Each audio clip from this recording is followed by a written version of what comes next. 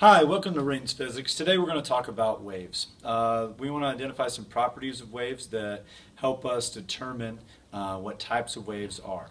When we're looking at waves, the things we have to first look at, do they need a medium to travel through?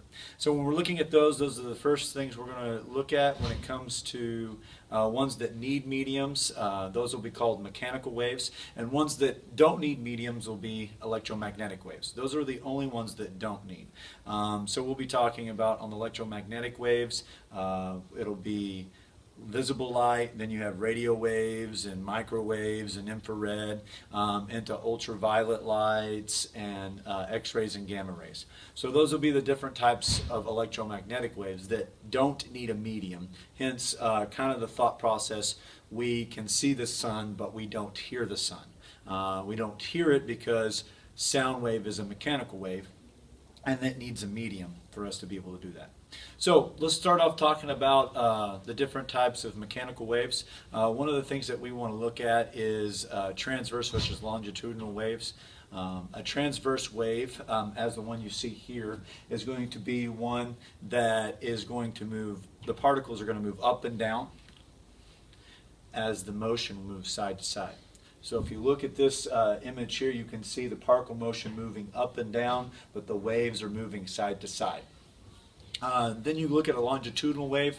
Longitudinal waves are going to be different because their particle motions are going to move in parallel with the wave motion. So the wave moves this way from side to side. Those particles will move from side to side.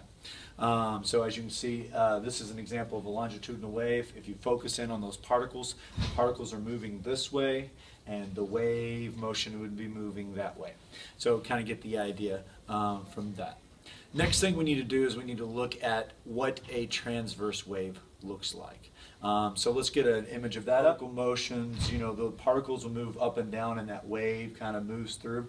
When we see that, the highs will always be considered the crest. The lows will be the trough. So you got crest and trough.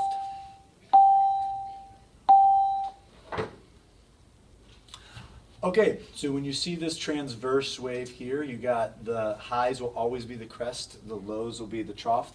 And then the distance from any point and the identical point on the other side is going to be a wavelength.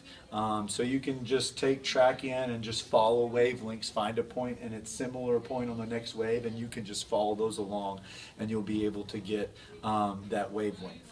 The next thing we look at is the distance from equilibrium. So you have this equilibrium spot, this little middle pot. You have the wave going on either side of it. So the distance, the max distance would be considered the amplitude. So that's what kind of the model of a transverse wave is, and the naming and of the different parts of a transverse wave. Next we're going to start doing calculations.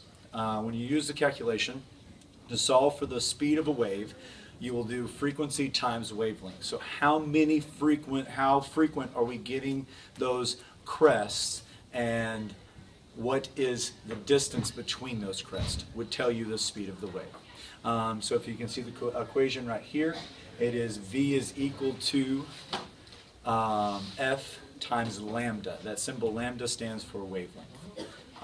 We'll do some practice problems and go from there. Thanks.